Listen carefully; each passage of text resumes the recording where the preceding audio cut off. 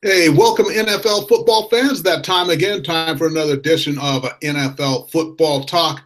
I'm your host, Charles E. Smith Jr. This is an Inside Sports production, and we'll be coming at you every single week. This is presented by Humanica Media and available on Podbean. Just like soybean, but the word pod because of podcast. Download that on your smartphone, whatever device you use, and you can find us under The Inside Sports. Also, you can follow on Twitter at The Inside Sports as well. So 2 weeks left to go in the NFL regular season. Lots of teams still in the playoff hunt, teams still dealing with injuries, teams still dealing with being contenders but making bonehead plays at the end of games, which actually will cost you the #1 overall seed. I'm not talking about any team in particular, or am I? Anyways, let's go ahead and get right into it here. As you know, I do not work alone. I enlist the help of only the very, very best. So here he is, and he's the man many of you already follow on Twitter, and if not, you should be because it definitely will enrich your life, I guarantee it.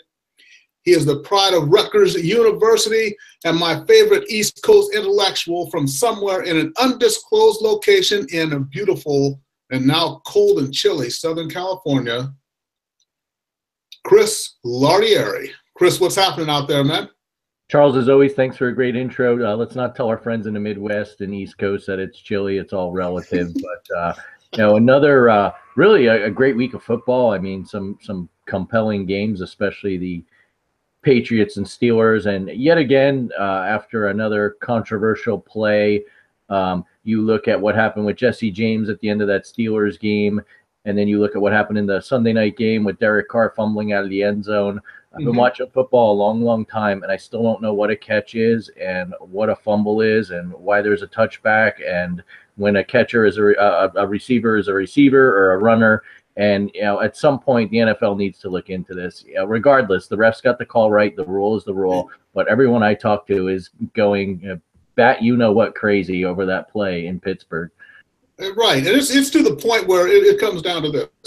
You know that a lot of those rules, they seemingly don't make sense. Let's say that. I'll go ahead and be diplomatic about it. And it comes down to it's like this. If it's like the Electoral College, if it works in the favor of the candidate that you want, you're okay with it. If not, you point out all of its flaws. But I thought really the Jesse James catch in the Pittsburgh-New England game, that was particularly interesting because now normally if you break the plane and then someone makes you fumble, it's already a touchdown because you broke the plane. But in this case, he broke the plane, but he did not, quote, survive the ground, as they say. So therefore, it's not a catch, even though he had possession of the ball when he broke the plane. That's correct? Yes, apparently so. And what I don't get is if a running back did it, like you said, that's a touchdown. So a receiver is only a receiver. He can't catch the ball and then run into the end zone, which whether you say it or not, Jesse James was leaning into the end zone. But I think at the point the ball hit his hands, he was in a runner trying to enter the end zone. So right. I don't get it. The NFL needs to fix it. I understand people want to blame Roger Goodell for this. And as much as I like to make him my personal football whipping boy, it's not his call. It's the competition committee. We saw this year with Austin Seferian-Jenkins against the Patriots, Sterling Shepard against the Eagles. I don't know what to catch. I don't know if the ground causes a fumble. It shouldn't be this difficult. We shouldn't have to get legal experts in to explain rules that are antiquated and written many years ago because of one outlier type play. So exactly. I don't know, but I will say this. The most fascinating thing that's come out of it is Mike Lombardi, formerly worked with the Patriots and knows Bill Belichick well, flat out said that Belichick instructs his players do not reach over the goal line, or basically I'm sure he'll give them 50 lashes with the cane. But you can understand why Belichick coaches his players that way. Yeah, that's true. And Belichick, we can talk about, we could do a whole show on him because he does, you love him or hate him, he does so many things so well and just has a great understanding of the game. But the Pittsburgh Steelers, and that's what gives me pause about them, and not just now that you have Antonio Brown injured, but the fact that this was a game that they could have, should have won and didn't do it, all the way down to Big Ben calling a fake spike on the last play of the game. But you can do that provided at least your players know what you're going to do. And here he calls a fake spike, winds up throwing an interception when you're only 3 points down and you're on the goal line. So they could have kicked a field goal. gone into OT and played it from there. But I want a rule instituted. The NFL has all kinds of other rules, and here's what it is. The next quarterback that tries to win a game against the Patriots by throwing a slant pass on the goal line gets suspended for 1 year without pay. That's my rule right there.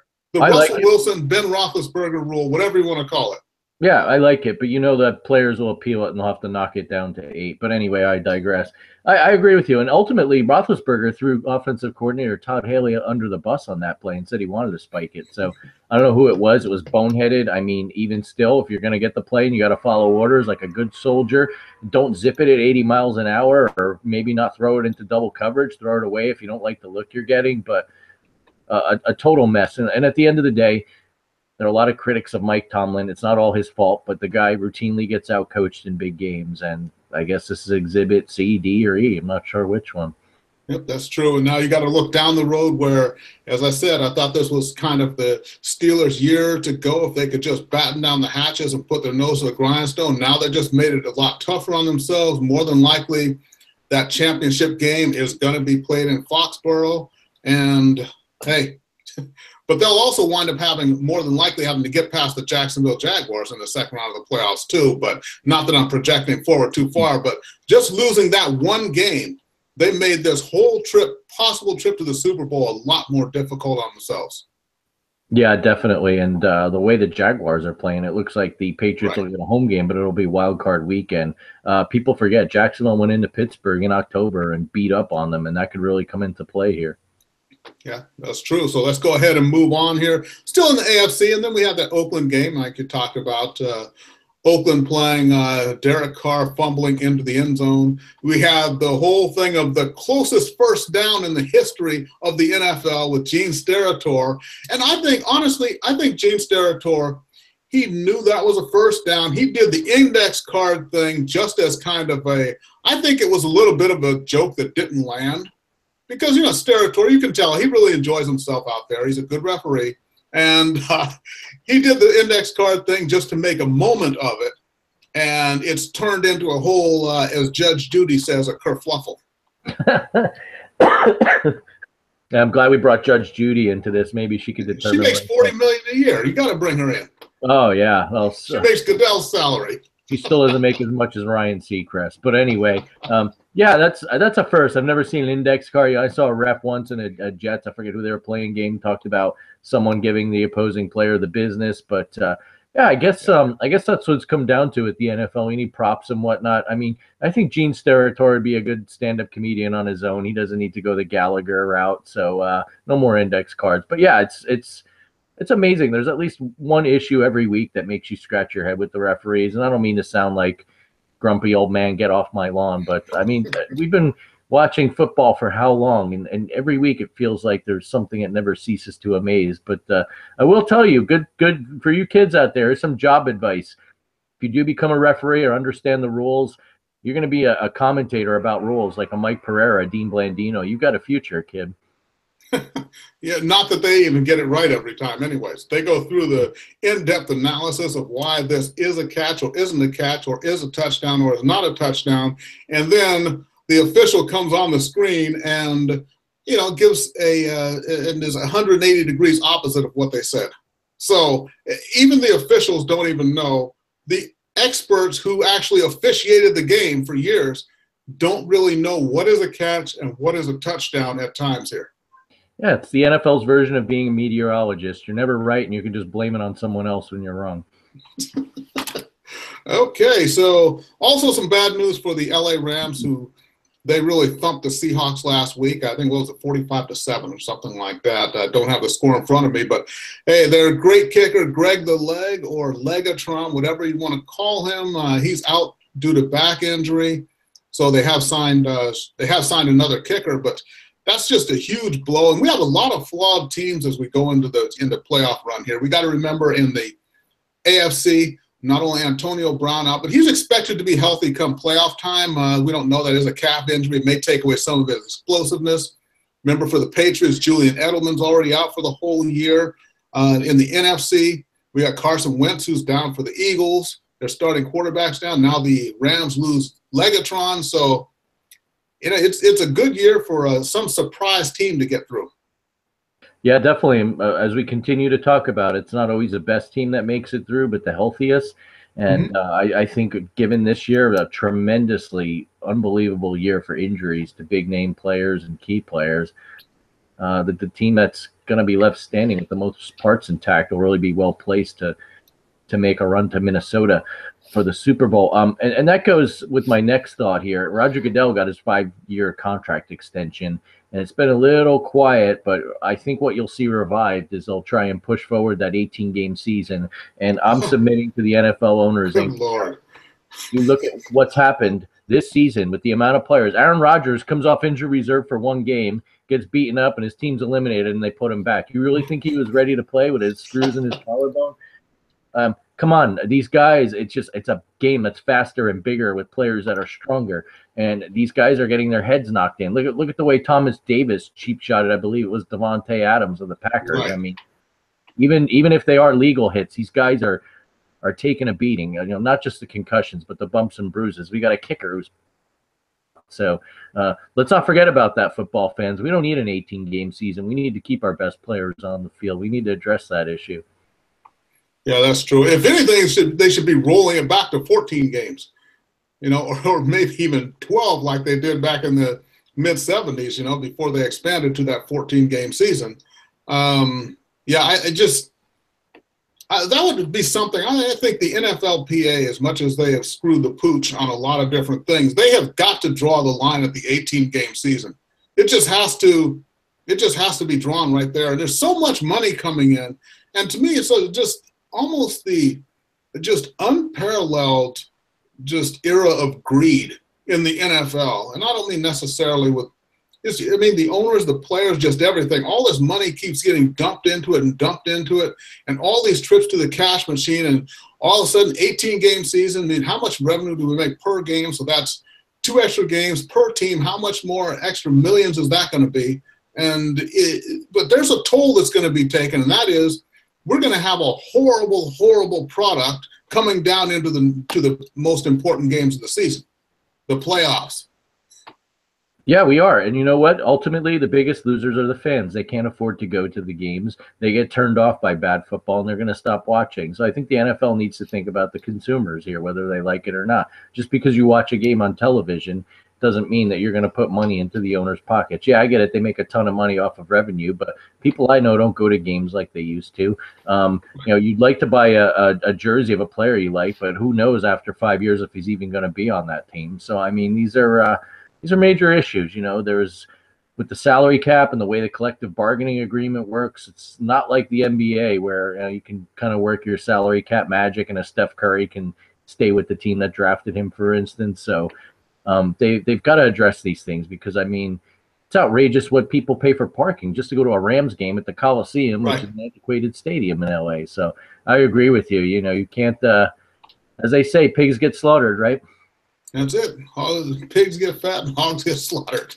Okay, so, well, that's the thing isn't too, like you say about that. And it reaches a point where, okay, do I want to either go to a game if it's just going to be 2 people going to a game with between seats and parking? It's probably going to run you close to $500 when all is said and done. So you can either buy a big screen TV and watch that game at home, or you can go to the game and suffer through everything and then just have the experience of having attended one game. The prices are ridiculous. That's got to change. Now, one other thing, let's transition here. And finally, mercifully, it's after many years of, well, are you going to fire me? No. Well, are you going to quit? Well, no. And Marvin Lewis is finally done in Cincinnati. Mercifully, the Marvin Lewis era has come to an end.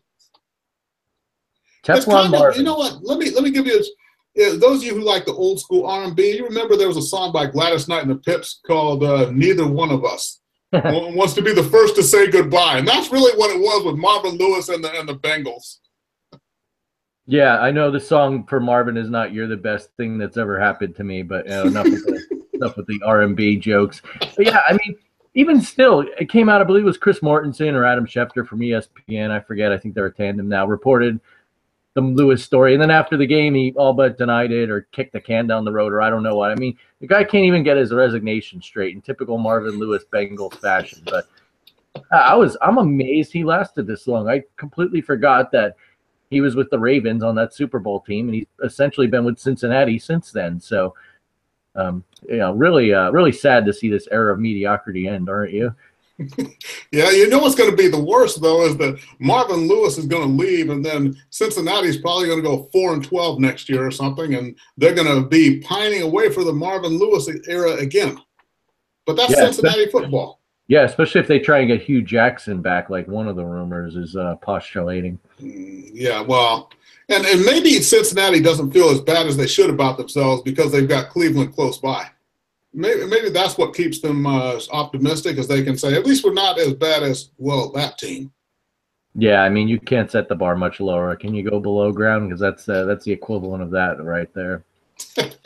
Okay, so let's go ahead and get into some of these the playoff scenarios here. And 2 weeks left in the season, so everybody's got 2 games to play in case some of you are not math whizzes. But in the AFC, New England and Pittsburgh sitting atop at 11-3 records. Jacksonville 10-4. Kansas City got that big win over the Chargers last week. They're at 8-6 and in the driver's seat.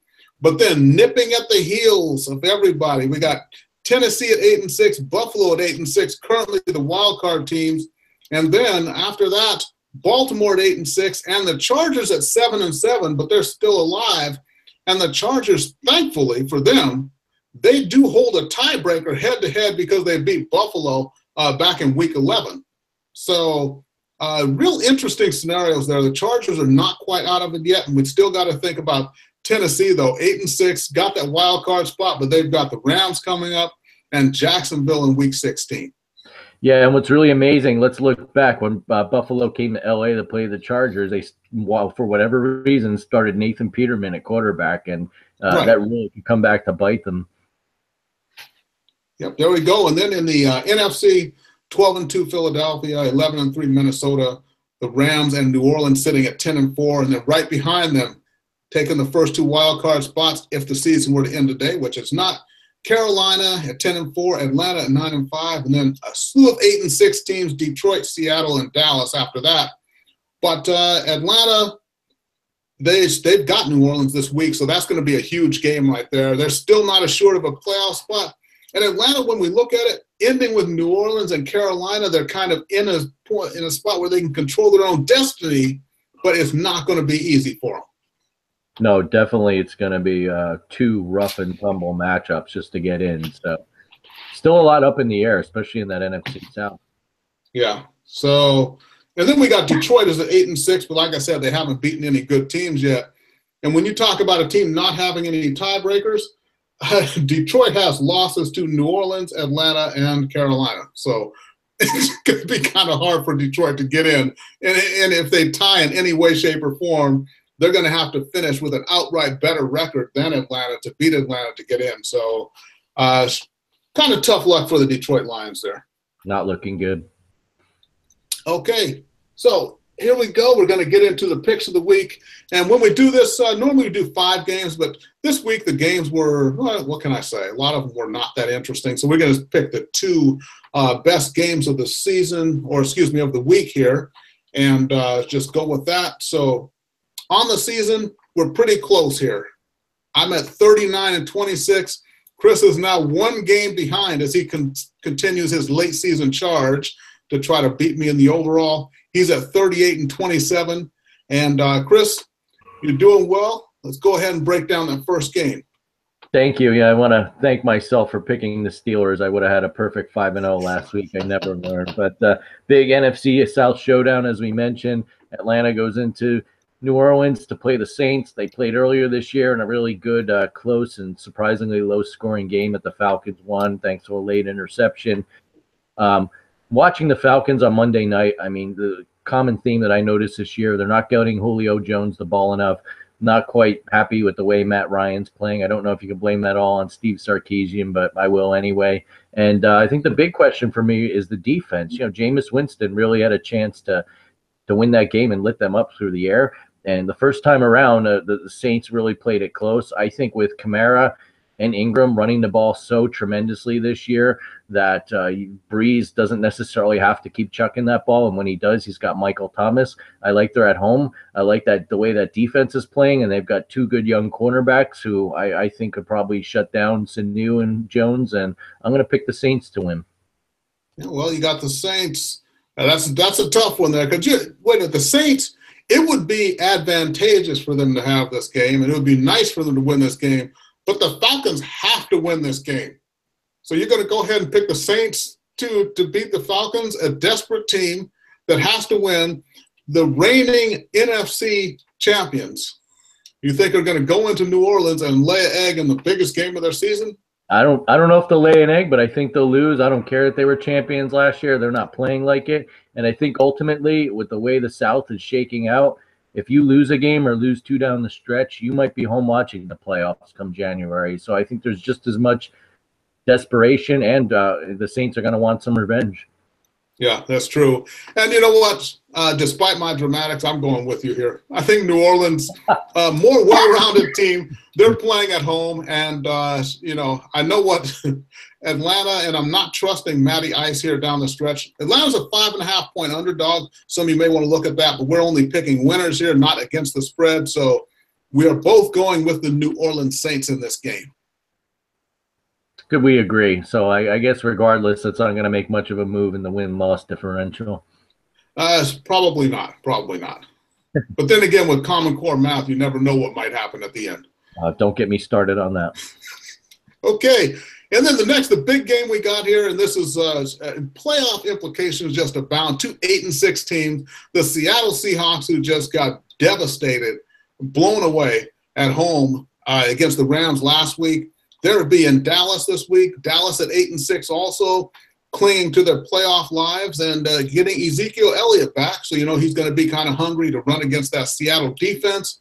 So what we've got here, we've got the experience against what really I feel is a better team. The Dallas Cowboys, I think with Zeke in the lineup, they are a better overall team. But Seattle, you cannot discount the experience. That said, the way I watched the Rams, what they did to Seattle last week, and when I look at Todd Gurley running wild and the Rams being able to force the ball down the field, I'm thinking that Dallas Cowboys will probably be able to do something similar with Ezekiel Elliott and with Dez Bryant over the top. So I'm afraid Seattle has gotten a bit thin here. Their offensive line is not great. Their defensive backfield is not great. So I'm going to go ahead and take the hometown Dallas Cowboys. It pains me to pick the Cowboys. It always does, but I got the Cowboys here.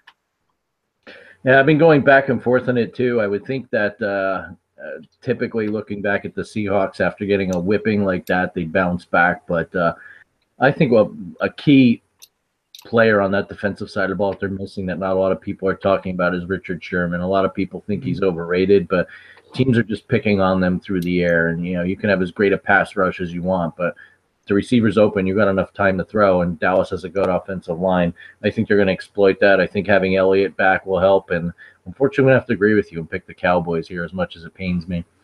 Yeah, so, and I think what you have to look at with Sherman, and whether people love him or hate him or whatever, it's not just what he does as a player on the field, but the stability that he gives that defensive backfield.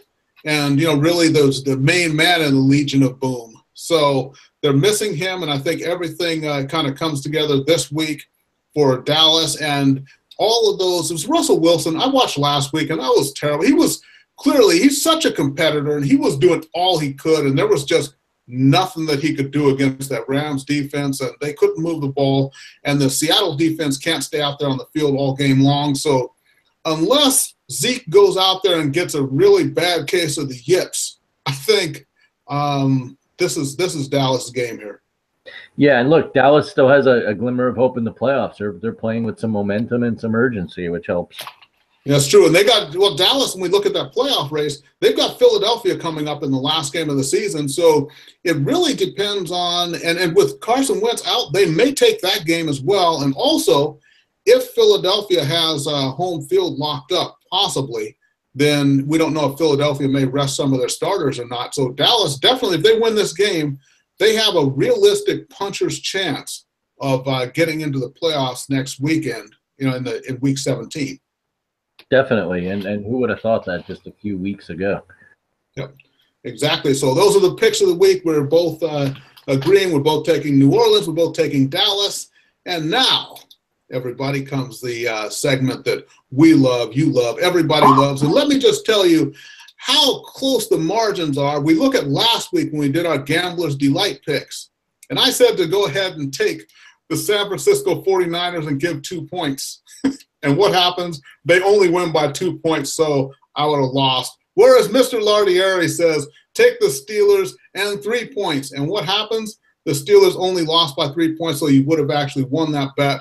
And that's how close it is. That's why I say if you're by the sports book and you got $20 to bet, these are some of the things that you might want to consider, because we all like to bet on football here and there. Anybody who goes, if you bet one of your mortgage payments, that's on you. Don't come to me and complain. I'm saying if you got $20 and a sports book is there, here's what you might want to do. Mr. Lardieri, you are the man. This is a very difficult week, not only from a just head-to-head matchup perspective. There's some weak ones out there, but my thing is picking underdogs. I picked the Steelers last week. It was a push. I really should have covered, but what can you do? A push is better than losing. I'll take my $10 back. I looked, and there are really 3 games where I'd consider betting the underdogs. The Seahawks are getting 5 in Dallas. The Falcons, I believe, are getting 4.5 in New Orleans.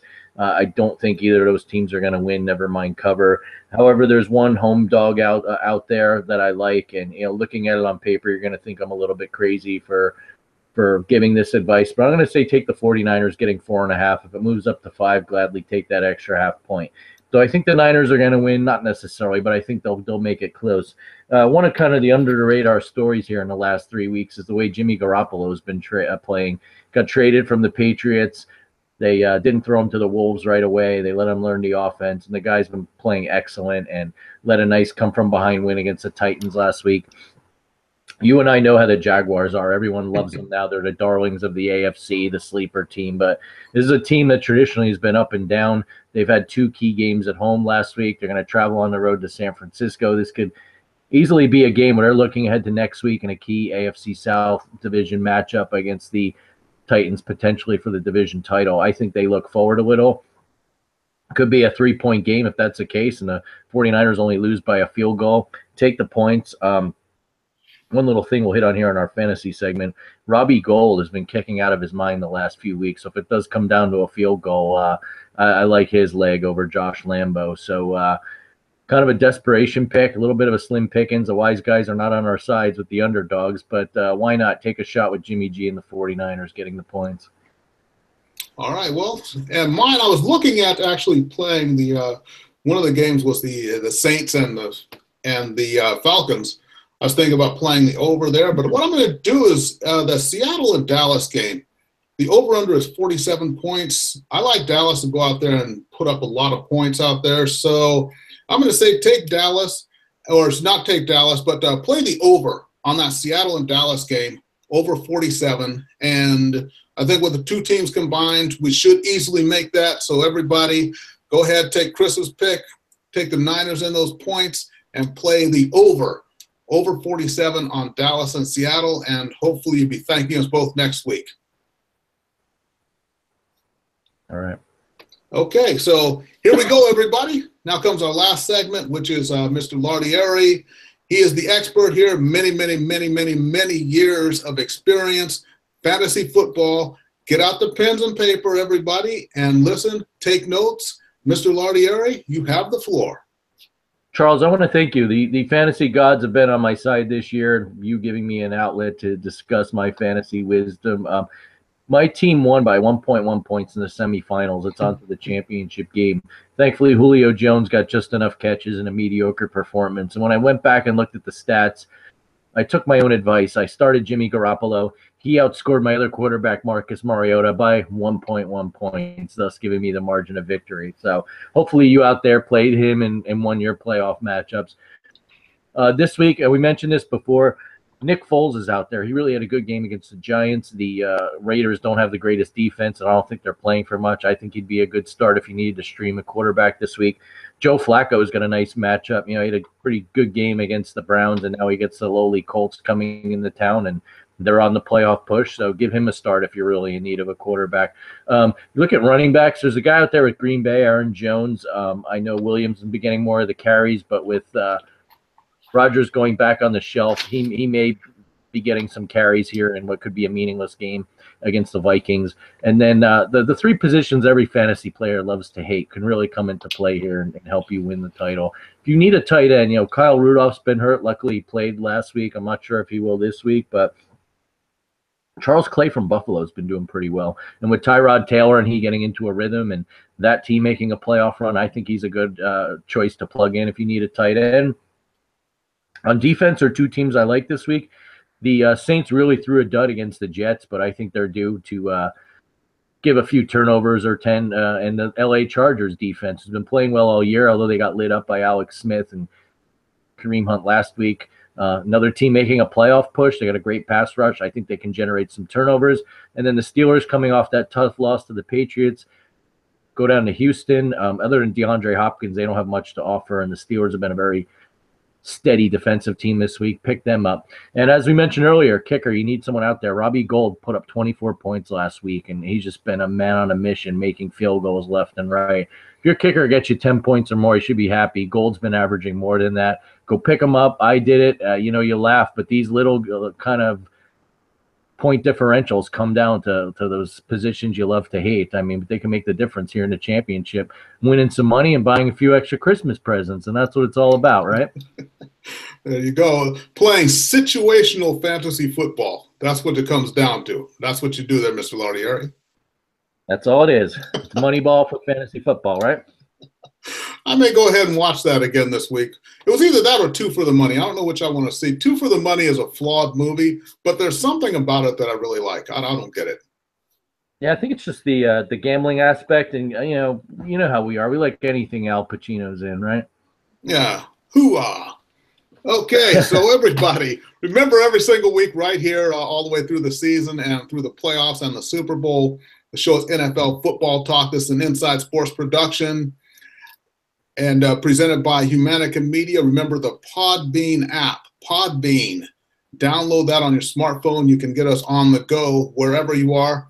I'm Charles E. Smith Jr. You can follow me at The Inside Sports or follow Chris at Chris L Sports. That's at CHRIS, the letter L, and then Sports. Before we sign off, Mr. Lardieri, you have some final words of wisdom for everybody?